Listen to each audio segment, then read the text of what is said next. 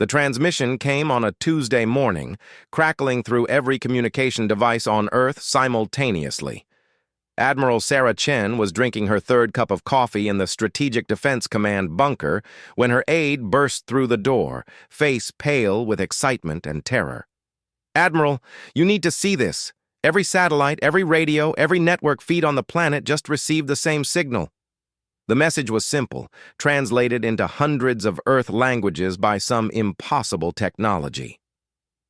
"Greetings, inhabitants of the third planet. We are the Galactic Council. Your world has been selected for integration into our civilized society. Prepare for peaceful absorption into our collective. Resistance will result in sterilization protocols." Sarah Chen had spent 30 years preparing for this moment, though she had always hoped it would never come. Earth's defense networks had detected the approaching fleet 3 days ago. Massive ships moving at impossible speeds, their technology clearly superior to anything humanity possessed. The politicians had been scrambling for diplomatic solutions while the military prepared for war. "How long until they reach our outer defense perimeter?" Chen asked, already knowing the answer would not be good. 18 hours, ma'am.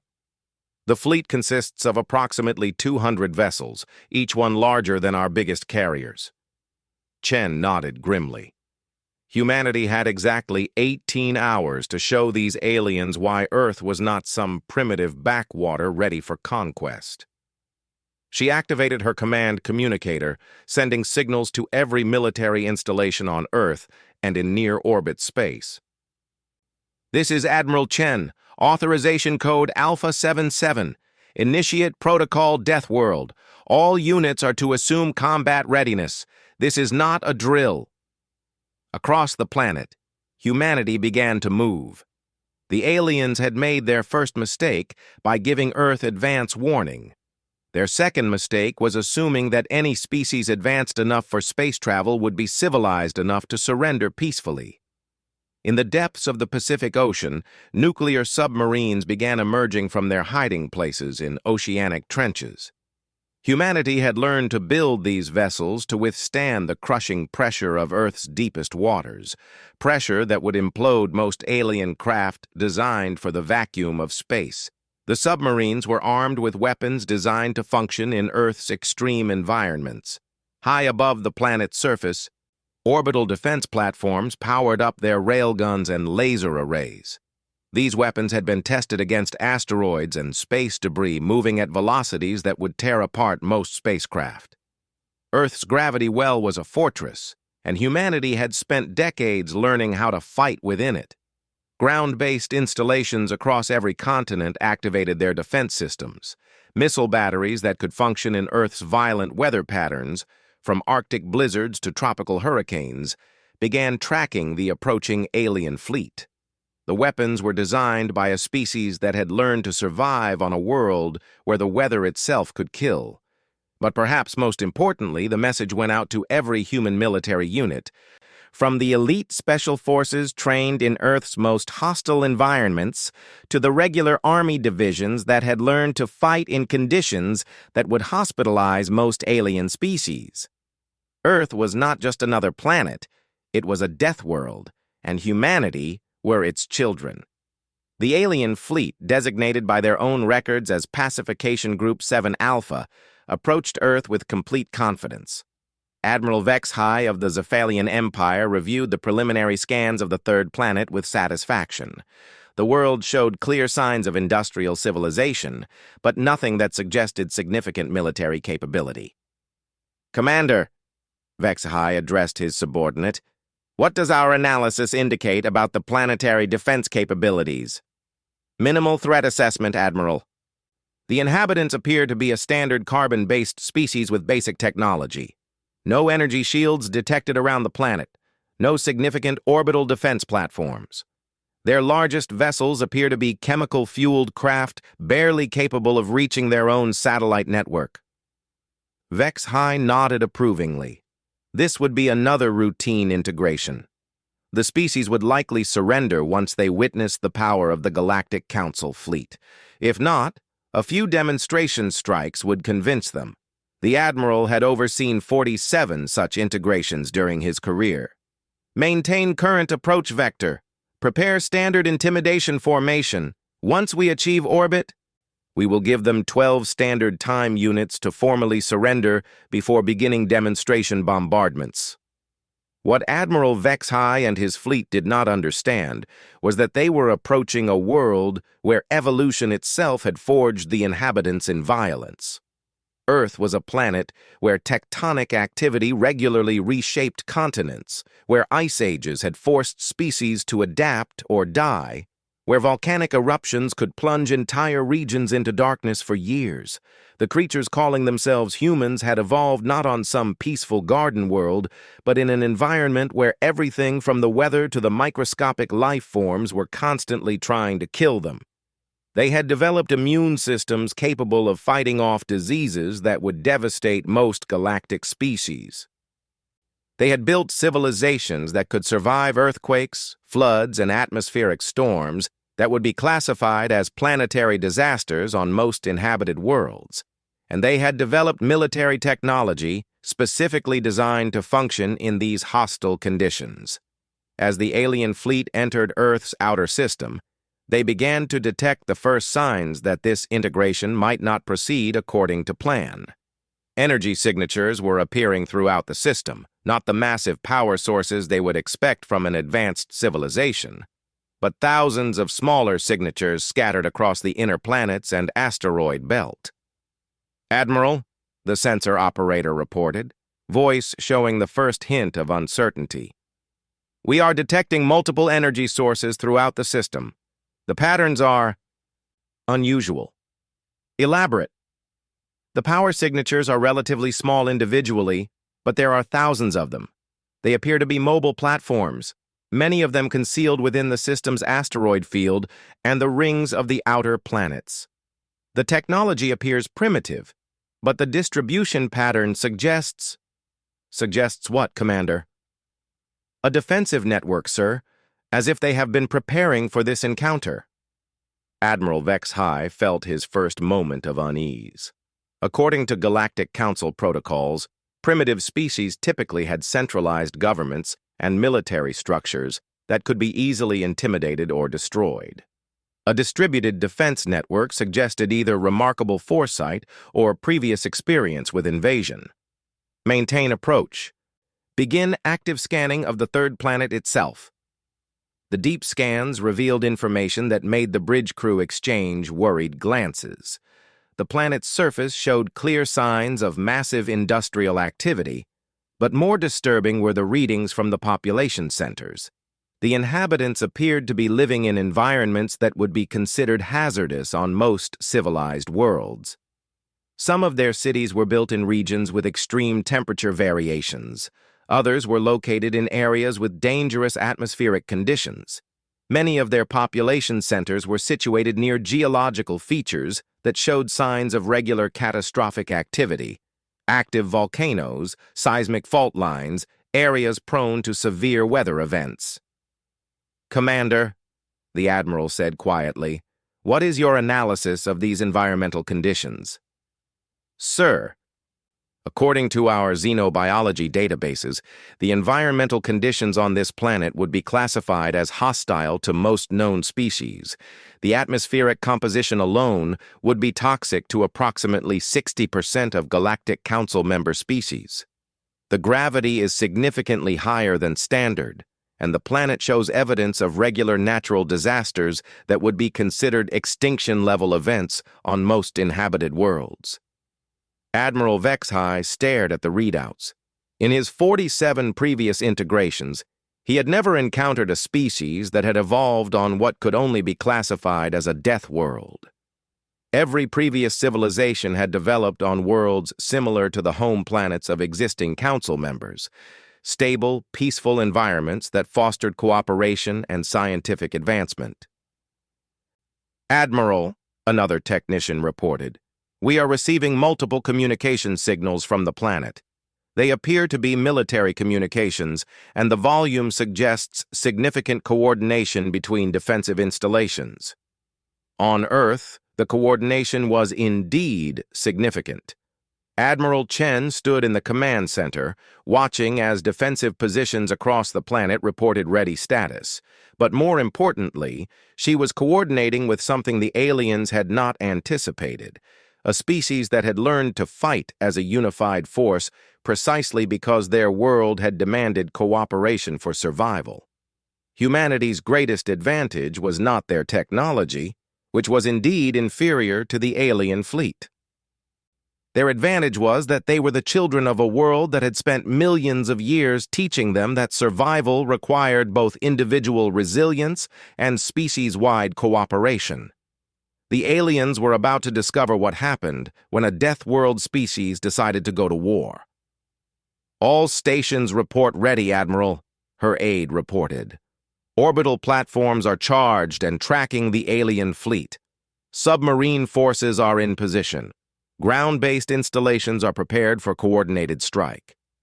Admiral Chen looked at the tactical display showing the approaching alien ships. 200 vessels against the entire military might of humanity. Under normal circumstances, it would be hopeless. But these were not normal circumstances, and humanity was not a normal species. "Open a communication channel to the alien fleet," she ordered. The response came quickly, the alien admiral's image appearing on the main screen. Vex-High was a tall, slender being with pale blue skin and large eyes, clearly evolved on a world with lower gravity and dimmer sunlight than Earth. "I am Admiral Vex-High of the Galactic Council Pacification Fleet. You will surrender your planet for peaceful integration into our civilization." Admiral Chen studied the alien commander and smiled, an expression that somehow managed to be both polite and predatory. "I am Admiral Sarah Chen of Earth Defense Command. Your offer is rejected."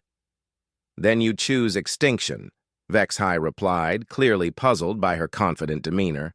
"Our fleet consists of 200 vessels. Your planet cannot possibly resist our force." "Admiral Vex-High," Chen said calmly, "you have made the mistake of assuming that superior numbers guarantee victory. You are about to learn why Earth is classified as a death world and why humanity has never lost a war on our home territory." She cut the transmission and turned to her command staff. "Gentlemen, ladies, the aliens want to see what happens when they threaten a death world. Let's show them." The first phase of Earth's defense was about to begin, and Admiral Vex-High was about to discover that some species were forged by their environment into something far more dangerous than advanced technology alone could create. Admiral Vex-High stared at the communication screen for several moments after the human transmission ended. In 47 previous integrations, no species had ever rejected the Council's offer with such casual confidence. Most civilizations either surrendered immediately or entered desperate negotiations trying to bargain for better terms. "Begin orbital bombardment of their major population centers," he ordered. "Standard intimidation protocol. Target their largest cities with low-yield plasma strikes." What happened next would be recorded in Galactic Council military academies for generations as a perfect example of what not to do when encountering an unknown species. The alien fleet moved into high orbit around Earth, their weapons charging for the demonstration strikes that had convinced dozens of species to surrender. They never got the chance to fire. The first indication that something was wrong came from the sensor array. "Admiral, I am detecting massive energy buildups across the planet's surface. The readings are inconsistent with their observed technology levels." Before Vex-High could respond, Earth's coordinated defense network opened fire. Hundreds of railgun installations, hidden in mountain ranges and buried in reinforced bunkers, launched projectiles at velocities that pushed the limits of physics. These were not energy weapons that could be deflected or absorbed. They were solid matter moving at significant fractions of light speed. The alien shields, designed to protect against the energy weapons favored by most galactic civilizations, were completely inadequate against kinetic bombardment. The first wave of railgun projectiles tore through 3 alien vessels before their commanders even realized they were under attack. "Evasive maneuvers!" Vex-High shouted. But his fleet was already discovering another problem with fighting in Earth's gravity well. Their ships, optimized for deep space combat, were clumsy and slow when trying to maneuver in the complex gravitational environment near a major planet. The second wave of Earth's attack came from the orbital defense platforms. These installations, built in Earth's hostile radiation environment, fired laser arrays and particle beam weapons that had been tested against solar wind and cosmic radiation. The alien ships' electronic systems, designed for the relatively stable environment of deep space, began suffering cascade failures as Earth's weapons punched through their defenses. But the real surprise came from beneath Earth's oceans. Humanity's submarine fleet, built to operate in the crushing depths of Earth's seas, rose from the oceanic trenches where they had been hiding. These vessels carried weapons systems that the aliens had never encountered before, torpedoes designed to function in high-pressure environments, traveling through space with the same devastating efficiency they showed underwater. Admiral Vex-High watched in growing horror as his fleet began taking casualties. "How is this possible? Our intelligence indicated primitive technology." "Sir," his communications officer reported, "we are receiving targeting data indicating that every ship in our fleet is being tracked simultaneously. The coordination between their defensive installations suggests a communication network we cannot detect or disrupt." What the aliens could not understand was that humanity's communication systems had been hardened against Earth's own interference. Solar flares, atmospheric disruption, seismic activity, Earth's communication networks had been designed to function when the planet itself was trying to destroy them. On the ground, Admiral Chen coordinated the defense with the cold efficiency of a species that had learned to fight as one organism. "Second wave, concentrate fire on their command vessels. Priority targets are the larger ships. They appear to be less maneuverable than their escorts." The results were immediate and devastating. Earth's weapons, designed to function in the hostile environment of a death world, proved to be remarkably effective against ships built for the sterile environment of space. More importantly, humanity's tactical doctrine was unlike anything the aliens had encountered. Most galactic species fought with the assumption that superior technology would guarantee victory. They engaged in formal battle lines, used predictable strategies, and relied heavily on defensive systems. Humanity fought like predators from a world where everything was dangerous, with speed, aggression, and a willingness to accept casualties that horrified their enemies. "Admiral," Vex-High's tactical officer reported, voice shaking, "we have lost 14 vessels in the first engagement. Our shields are proving ineffective against their kinetic weapons. Recommend immediate withdrawal to reassess their capabilities." But retreat was not an option. The aliens were learning another harsh lesson about fighting near a death world. Earth's gravity well was deep, and breaking orbit under hostile fire required energy expenditure that left ships vulnerable. Several alien vessels attempting to retreat found themselves targeted by Earth's ground-based installations, their escape vectors calculated and intercepted by humanity's targeting computers. The third wave of Earth's attack revealed yet another advantage of evolution on a hostile planet.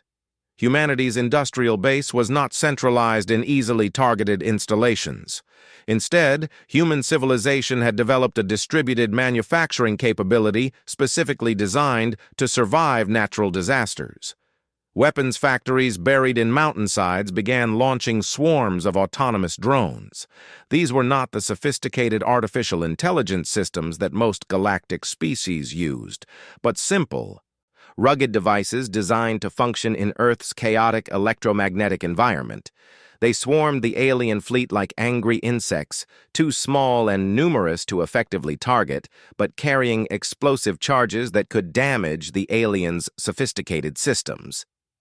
"What are these devices?" Vexhai demanded as his ship's point defense systems struggled to cope with thousands of small, fast-moving targets. Unknown technology, Admiral. They appear to be crude, autonomous weapons, but their swarming behavior suggests some form of collective intelligence. In reality, the drones were operating on principles humanity had learned from studying Earth's own natural systems. Insect swarms, flocking birds, schooling fish. Earth's biosphere had taught humanity the value of collective behavior, and they had applied those lessons to warfare. Admiral Chen watched the tactical display with satisfaction. The alien fleet was beginning to show the strain of fighting in an environment they had not anticipated. But she knew that the real test was still to come. "Initiate Phase 3, she ordered. "Deploy the hunters." Phase 3 was something that no galactic civilization had ever encountered. As the alien fleet struggled to deal with Earth's static defenses and drone swarms, they suddenly found themselves facing something completely new. Human warships designed specifically to fight in the hostile environment near Earth. These vessels emerged from hiding places throughout the inner solar system. Unlike the massive, heavily armored ships favored by most species, human warships were fast, maneuverable, and built to operate in the dangerous environment near a star. They had been tested in the asteroid belt, where collision with space debris was a constant threat. They had been hardened against solar radiation and designed to function in the magnetic field disruptions near planetary bodies. Most importantly, they were crewed by beings who had evolved on a world where quick reflexes and aggressive responses were survival traits. "Contact!" the alien sensor operator reported. "Multiple fast-moving vessels approaching from the asteroid belt and outer planet positions." The human ships moved like nothing the aliens had ever seen. Where galactic warships were stately and predictable in their movements, human vessels darted and weaved through three-dimensional space like hunting predators. They used Earth's gravity well itself as a weapon, slingshotting around the planet and its moon to achieve velocities that stressed the limits of their construction. Captain Maria Rodriguez, commanding the destroyer UES Predator, smiled grimly as her ship accelerated toward the alien formation. Her crew had trained for this moment in the asteroid belt, where split-second decisions meant the difference between life and death. They had learned to fight in the turbulent magnetic environment near Jupiter, where navigation errors could send a ship into radiation fields that would kill most alien species. "Target their engines," she ordered her weapons officer. "These ships are too big and clumsy to maneuver effectively if we can cripple their propulsion." The Predator fired its primary weapons, not the energy beams favored by most galactic species, but solid projectiles accelerated to tremendous velocities by magnetic launchers. The weapons had been designed to function in the chaotic electromagnetic environment near Earth, and they proved devastatingly effective against alien ships optimized for deep space operations. Across the battle zone, similar attacks were taking place as humanity's mobile fleet engaged the aliens. The human ships fought with the aggressive efficiency of a pack of wolves, coordinating their attacks and covering each other's movements with the instinctive teamwork of a species that had learned to hunt together for survival. Admiral Vexhai found himself facing something unprecedented in Galactic Council military history. His fleet, designed to intimidate primitive civilizations into surrender, was being systematically destroyed by opponents who appeared to welcome combat.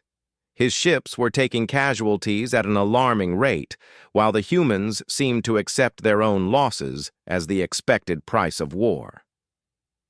"Admiral," his communications officer reported, "we are receiving surrender demands from the human commander." "Surrender demands? From them?" "Yes, sir. Admiral Chen is demanding our immediate withdrawal from their system. She states that continued resistance will result in the complete destruction of our fleet."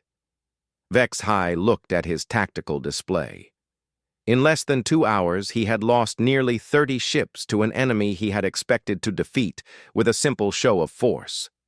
His remaining vessels were being harried by human fighters that seemed to anticipate his every tactical move.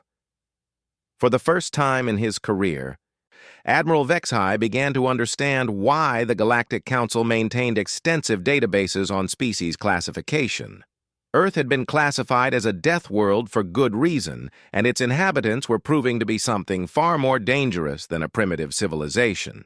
They were apex predators who had learned to fight as a coordinated force, and they were fighting in their home territory against an enemy they had been preparing to face for decades. But Admiral Vexhai had his orders from the Galactic Council, and retreat was not an option until he had either achieved victory or confirmed that the target species posed a genuine threat to Council forces. He was about to make a decision that would cost him dearly. "All ships," he transmitted to his remaining fleet, "prepare for concentrated bombardment. If we cannot achieve orbital superiority, we will render the planet uninhabitable." It was the worst possible decision he could have made when fighting humanity.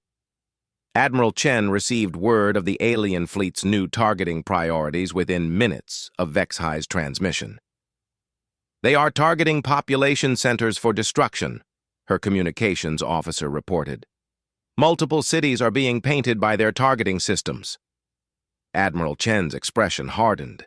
The aliens had just crossed a line that humanity never forgave. They were threatening to kill civilians. In that moment, Earth's response shifted from defensive to something far more dangerous. "All units," she transmitted across every military channel on Earth, "the enemy has declared total war against our civilian population. Authorization is granted for unrestricted warfare. No prisoners, no quarter. Show them why Deathworlders do not make idle threats." The final phase of the battle was about to begin, and Admiral Vexhai was about to learn the most important lesson about fighting a death world species. When you threaten their families, they stop fighting like soldiers and start fighting like the apex predators they truly are. When Admiral Vexhai ordered the bombardment of Earth's civilian population centers, he made the final mistake in a series of catastrophic miscalculations. What he failed to understand was that humanity's military doctrine was not based on the formal warfare protocols used by galactic civilizations.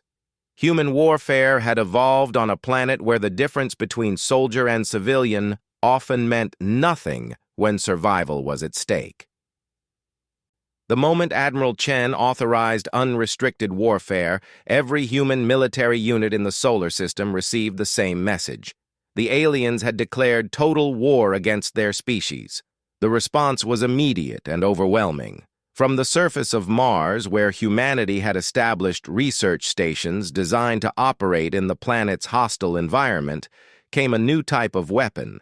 The Red Planet's installations launched projectiles that had been accelerated using Mars's lower gravity well as an advantage. These weapons moved through space with trajectories calculated to use every planetary body in the inner system to maximize their velocity. Admiral Vexhai watched his sensor displays with growing horror as the projectiles approached his fleet. Unlike the earlier kinetic weapons from Earth, these were moving at velocities that approached significant fractions of light speed. When they struck his ships, the impacts released energy equivalent to nuclear weapons. "Impossible," he whispered, as 3 more vessels were destroyed in seconds. "How can such a primitive species coordinate attacks across multiple planetary bodies?" His science officer provided the answer that would haunt Galactic Council strategists for generations. "Admiral, I believe we have fundamentally misunderstood this species. They have not just colonized one death world. They have spread across multiple hostile environments in their system and learned to use each one as a weapons platform." The truth was even more disturbing than the science officer realized.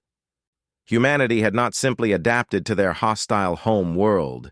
They had deliberately sought out even more dangerous environments to test themselves against.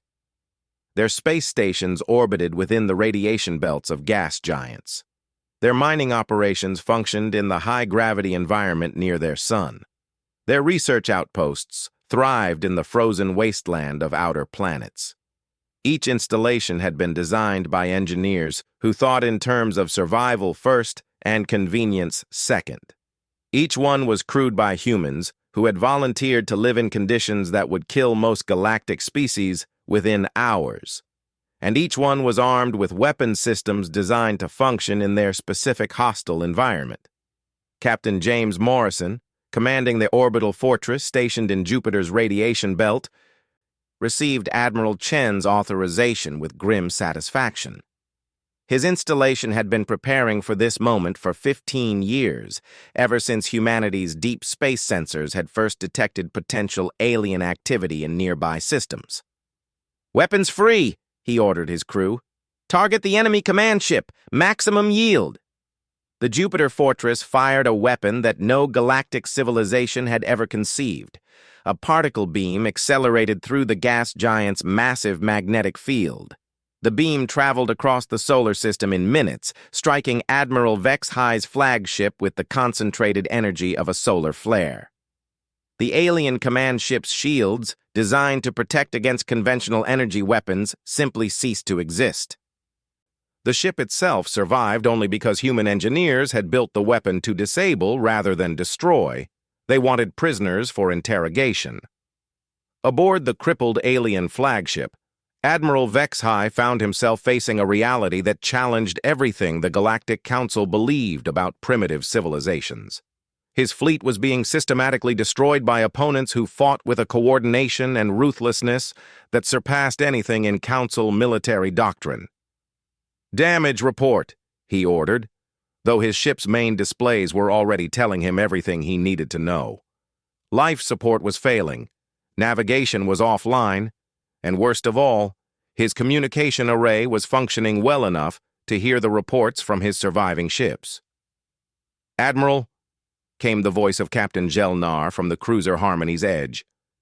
"We are detecting additional human vessels approaching from the outer system. Energy signatures suggest, Admiral, these ships are much larger than the ones we encountered before." What Captain Gelnar was detecting was humanity's strategic reserve. Warships that had been constructed in the asteroid belt, where the harsh environment and abundant raw materials had allowed human engineers to build vessels unlike anything attempted on Earth itself. These ships were crewed by humans who had spent their entire lives in space, who understood three-dimensional combat in a way that planet-bound species could never match. Admiral Chen smiled as the tactical display updated to show her heavy fleet elements moving into engagement range. These ships represented humanity's true military capability, not the defensive systems that had bloodied the alien fleet, but offensive weapons designed to carry the fight to humanity's enemies wherever they might be found. "Admiral Vex High," she transmitted to the crippled alien flagship, "you are ordered to surrender your remaining forces immediately. Continue resistance, and you will be destroyed." The alien commander looked around his ruined bridge. Of his original fleet of 200 vessels, fewer than 60 remained functional. His ships were designed for combat against opponents who fought according to established galactic protocols. Formal battle lines, predictable tactics, weapons systems optimized for deep space engagement. Instead, he had encountered a species that fought like a force of nature. They used their own system's hostile environment as a weapon. They coordinated attacks across astronomical distances with precision that suggested military planning on a scale he had never encountered. Most disturbing of all, they seemed to welcome combat in a way that suggested they had been preparing for interstellar war long before any alien contact. "Admiral," his communications officer reported, "the humans are demanding our immediate surrender.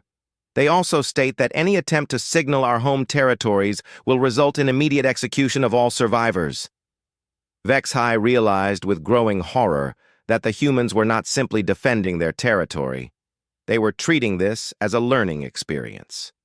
His fleet had been allowed to reveal their capabilities and tactics, while the humans systematically dissected their weaknesses. "Sir," another officer reported, "long-range sensors are detecting human vessels moving toward the edge of our system. Their trajectory suggests they are following our approach route." The implication hit Admiral Vex High like a physical blow. The humans were not content with simply defeating his fleet. They were preparing to track his ships back to Council space. They were planning to take the war to his people. But before he could process this information fully, his sensor operator provided the most chilling news yet. "Admiral, we are receiving communication from the planet. The human commander wishes to speak directly with you." Admiral Chen's image appeared on the main screen of the alien flagship, and Vexhai found himself looking into the eyes of a predator who had achieved total victory. Her expression was calm, professional, and utterly terrifying in its implications. "Admiral Vexhai," she said, "I believe we need to discuss terms." "Terms?" Vexhai managed to say. "You are demanding our surrender?" "Not your surrender," Chen replied. "Your education. You see, Admiral, your Galactic Council has made the mistake of threatening a species that you do not understand. We are going to correct that misunderstanding.